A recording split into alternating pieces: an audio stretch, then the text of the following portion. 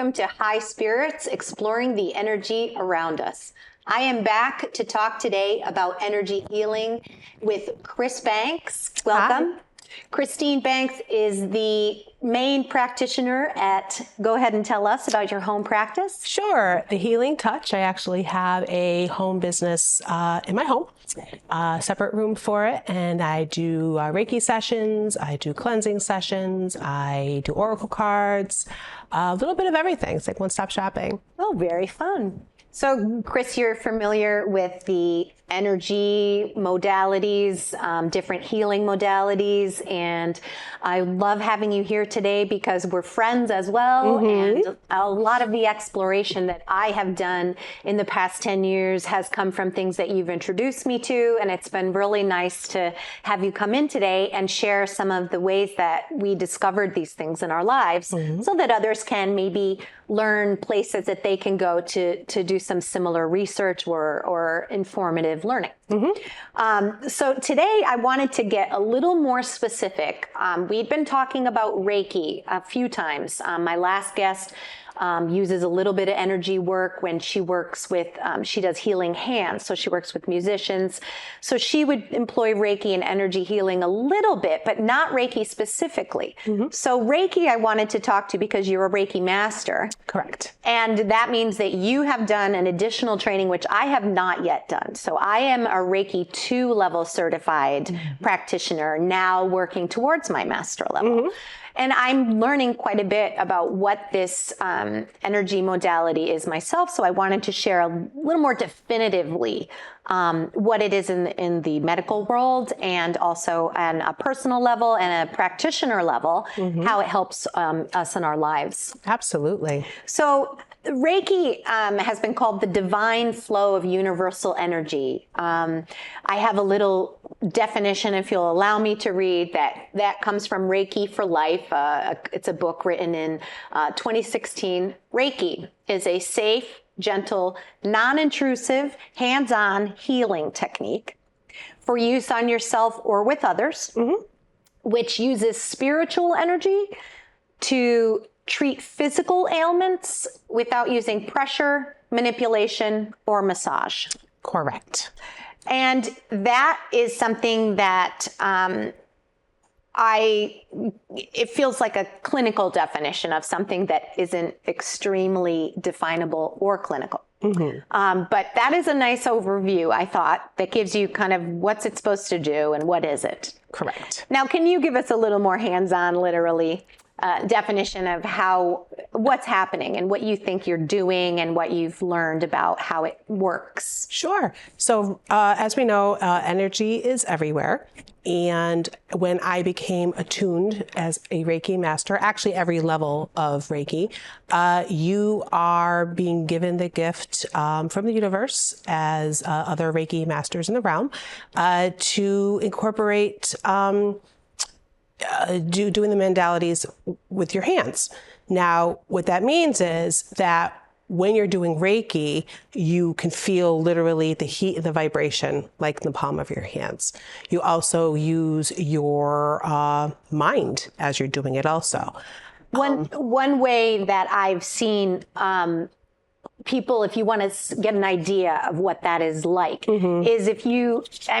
Miyagi did that in Karate Kid, right? Right. Where he heated up his hands, and then you can feel the heat right away. Yes. And if you kind of put them near each other, you can start to get a sense of you can feel your other hand with your other hand. Yes. So you get a sense of your own what energy. It feels like, right? And that's called a biofield. We have a little there's multiple ones of those. But anyway, go ahead. Yeah. Sorry. No, not at all. So that's a way to So learn that's basically what I feel when I'm doing Reiki on people. Now, whenever I am doing Reiki on anyone, I always ask them, do you mind being touched or do you not like being touched? Because some people aren't into that, Absolutely. And you don't have to be.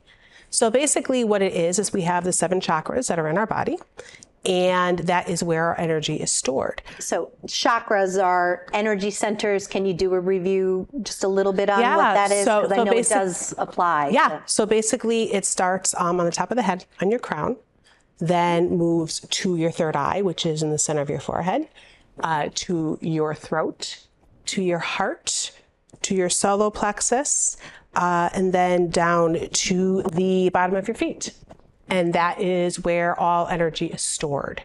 So what happens is when you get stressed out, if you get sick, if you're around places or people that have bad energy, it gets stuck to you.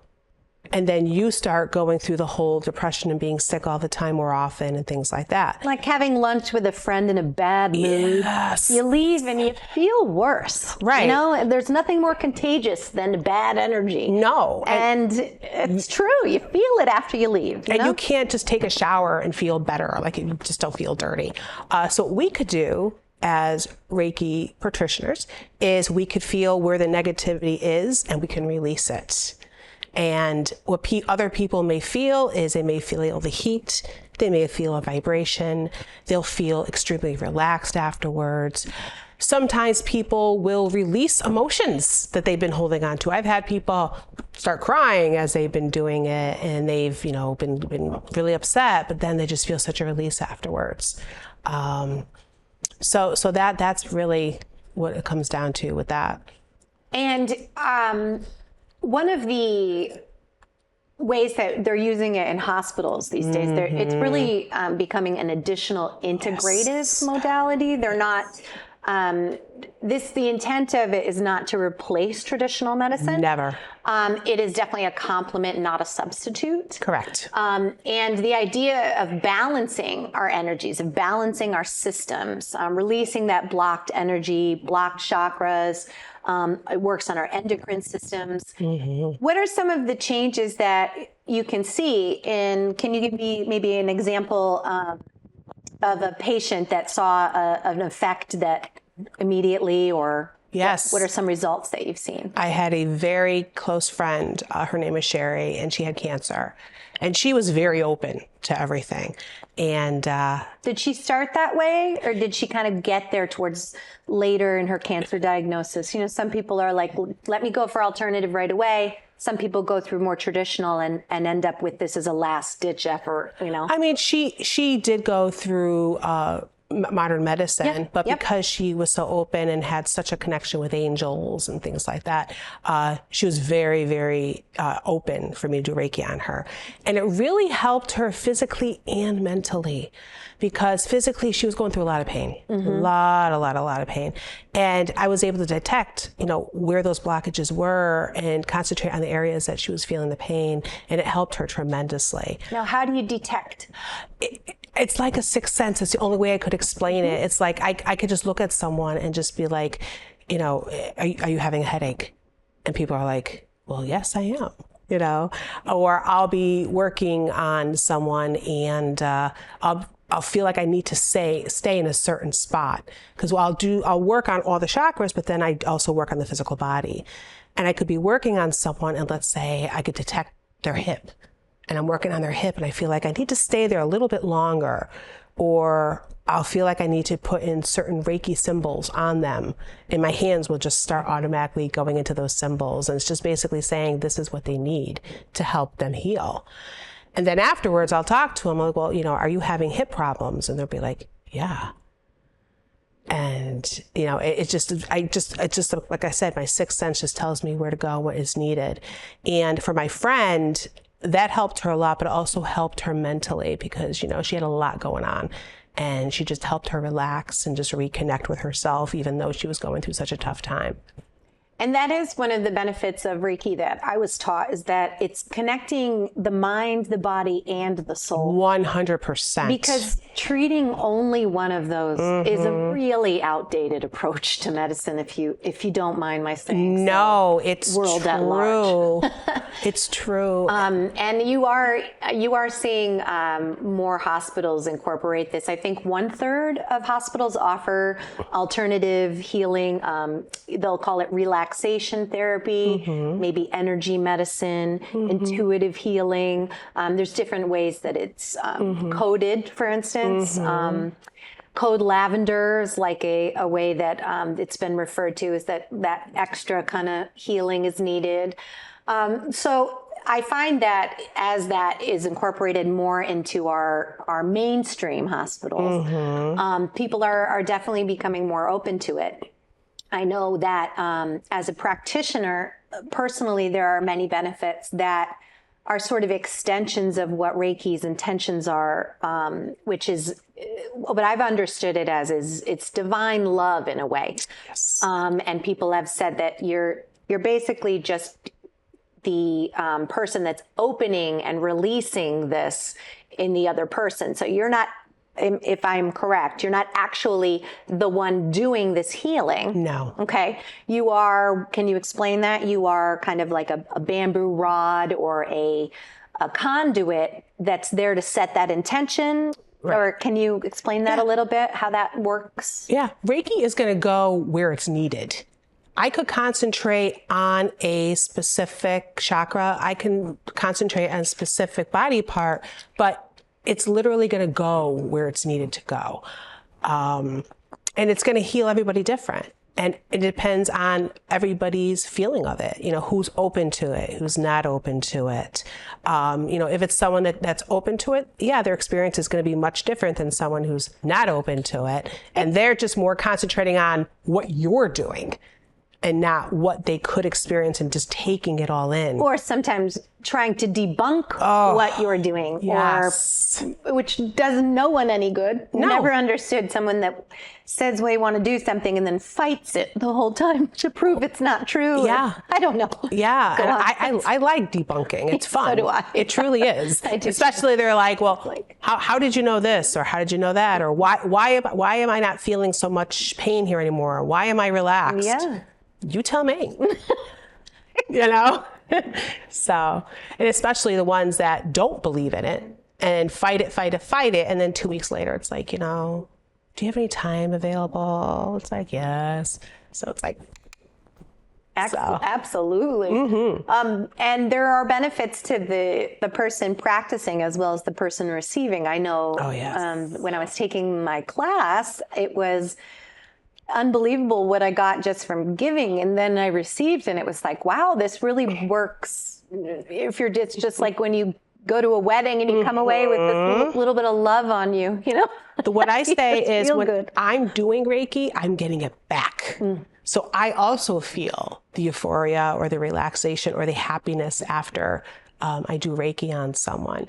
Now, an interesting thing is if I am not feeling well, or if I just had like a horrible day myself and I am scheduled to do a Reiki session on someone, I will cancel it because obviously I'm not in the right place to give it.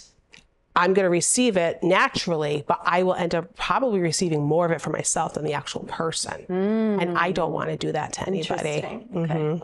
Yes. And one of the things I've noticed is that since it's newer to me, the practicing Reiki on yourself is a very interesting concept. I find it to be quite interesting. So I've got a story about some kidney stone issues, right? Where there was it was such a bad day, I was just too low to even get to a point where I was able to give myself any Reiki because I didn't have anything to give, which is, so at that point, it's like I would need someone to kind of lift me up enough to even give myself any healing, you know? But then day 2, I said, I feel a little better. Let me try this. And it eradicated, you know, the symptoms in some way. But that aside, the pain reduction, the stress reduction, the anxiety reduction. Yes. Another aspect of it that I uncovered secondhand almost was that what I was missing somehow is the idea that it is love, the energy of love that does this healing, or God's love, or however you want to refer it, energetic, divine, there's all kinds, but it's warm and it feels good, whatever you want to call that. I'll take it. Okay. But that, giving yourself that energy, it actually in practice is a form of self-love. Absolutely. And it's the purest, clearest way. It's like you're loving yourself enough to give yourself some healing, and it ends up building you up a little bit in this other way. It does. You're acknowledging your full self. You're accepting yourself. You know, hey, I can do this. I can do this. It's like, you can learn new things about yourself, but that deeper level of acknowledging you're actually worthy of receiving your own love in the form of Reiki is a good thing to be aware of. You know, it's like it helps you as well. It helps with self-esteem. Yes, absolutely. 100%. I don't sweat the bad things anymore, or anything, the small stuff, I should say. Sure. As much. And I just feel better about myself. Like I said, the self-confidence is huge now compared to what it used to be. You know, I'd always doubt myself or unworthy of myself. And now it's just like, oh, yes, I can. And it's not only confidence in these abilities. It's yourself. In general. How you handle everyday life, how you handle everyday circumstances. Like where I used to be getting upset over every gosh darn little thing. Now I'm like, well, does it really matter? Like you realize what matters and you just feel better about it. So that's an aspect that I hadn't seen a ton of information on, is the benefits to the practitioner. But I would like to talk a little bit about some of the data for the person receiving the Reiki itself, just because it's, I like data, I like statistics, I like double-blind studies that show up in medical journals, and I've got a couple. So bring it. And a lot of the studying is happening from like 2016, 18, 19. There is new research being done because people want to know. We're a data-driven culture, especially if insurance is getting involved. They want hard, quantifiable, qualifiable data if they're going to be able to charge or code for it. So they've got it. There was a study in 2019, a Harvard-affiliated study with 1,411 randomized people who did a single Reiki session. And they all, and this was in the Journal of Alternative and Complementary Medicine. So it's a real study, and Harvard affiliated. So they had significantly statistical reduction in pain, anxiety, depression, tiredness, shortness of breath, and nausea. Yeah. And that's like every single medical commercial you see that has all those. Yes, especially lately. There's a lot of them on lately. I don't know if you noticed that. That's our lives make us feel that way, to be honest with you. And their overall well-being increased. So that was one study. Chronic pain is a huge, 100 million Americans suffer from chronic pain. Millions suffer from pain that lasts 6 months or less. And MS, fibromyalgia, these autoimmune diseases are really, we're not really sure the cause. That's a common diagnosis that comes after years of trying and searching other things. As you know, you shared with us that you have suffered from multiple sclerosis yourself, and that you do continue to treat yourself. I do. This way. I do. And do you do other medical approaches as well in conjunction? I do take medicine. Okay, 100%. So you're approaching from both sides to supplement and complement. Absolutely. Yeah. I take medications from my doctor. I take vitamins. I take supplements. But I also do energy healing on myself, meditation, things like that to really incorporate everything together. I much rather do the natural approach versus the medicine side. And many people are turning to that as well. But, you want to make sure that you do check out the traditional route as well. Science 100%. Is not to be ignored. No. There are so many advances scientifically, but in these areas, we're not seeing huge changes and reductions with medicine alone. Right. And actually, one of the studies that they did on lower back pain found that the least effective was drug therapy. For lower back pain, specifically intervertebral disc hernia. And that was the Journal of Evidence-Based Integrative Medicine. And that's a good one. So they did, in 2018, there were 60 people that they studied with that over time. And they found that Reiki and physiotherapy did significantly better than drug therapy in pain intensity and ADL improvement. So, so to find a study that actually says drugs were not helping. And I've got lower back pain too. They don't, you know, and you're not, what are you going to take it for the rest of your life? Right. And when you can do this non-invasive free, I mean, to yourself, it's amazing. It's like, why not? Yeah. Is kind of where you end up when you really start looking into these things. You know? Absolutely. I have issues with my legs a lot. A lot of my symptoms with MS you can't see. It's more cognitive issues and things. But I do have problems with my legs. So when I do have those issues, I just go in a quiet place. I put on my beautiful music. I light my candles, my incense, and I just do Reiki on myself. And I tell you, it helps me so much. Yeah. I mean, even just going into that quiet place, you can't deny helps you cannot deny it. You know, There's I have no way. a friend who used to come in the room and go, I need to change my attitude, you know?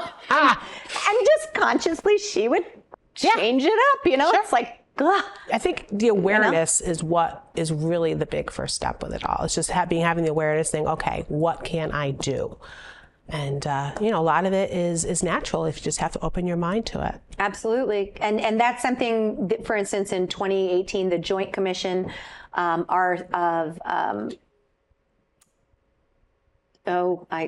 accredited hospitals that do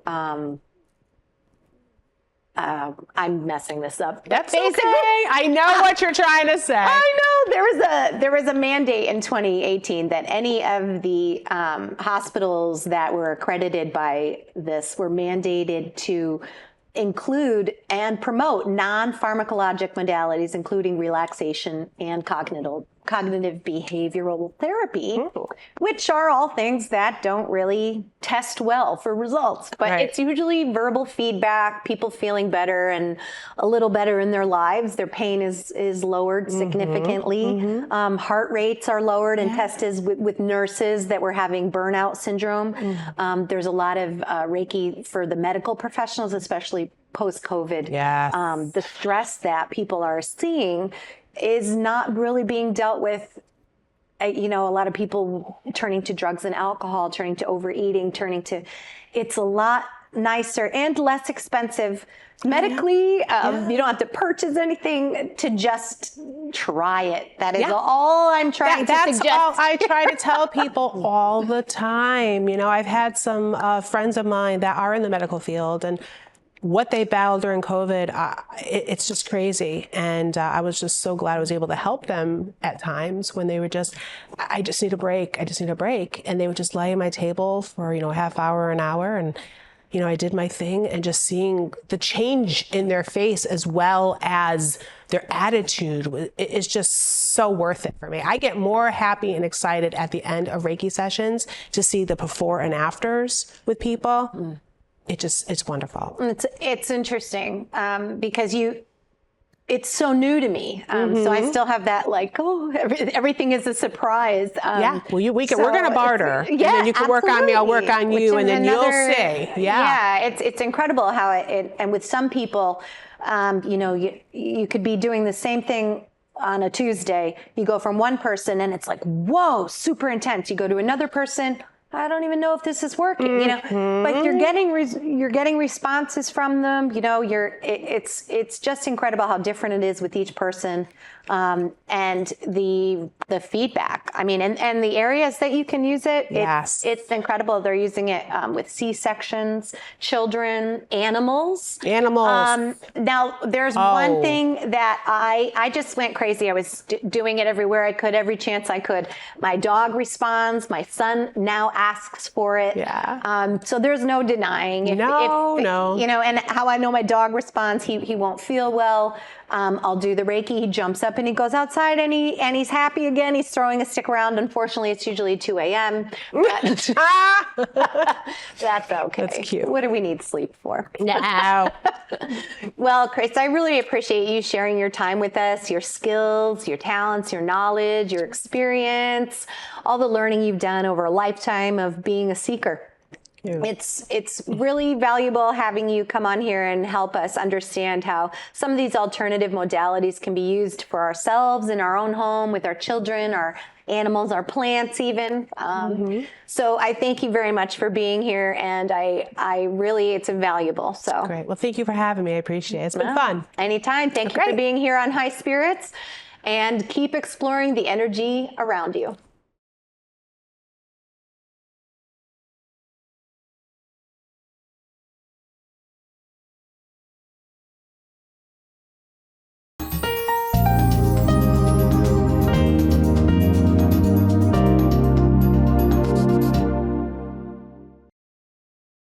Sometimes life just happens. Don't worry. Farmington Motorsports will get you back on the road and at a fair price. From towing to tires, emissions to transmissions. Our ASC certified techs do it all. Farmington Motorsports is a family-run business. We're a Napa Auto Center and AAA approved. We work on all makes and models from preventative maintenance to major repairs. And every repair is backed by our 2-year, 24,000-mile nationwide warranty. When life happens to you, don't worry. Farmington Motorsports.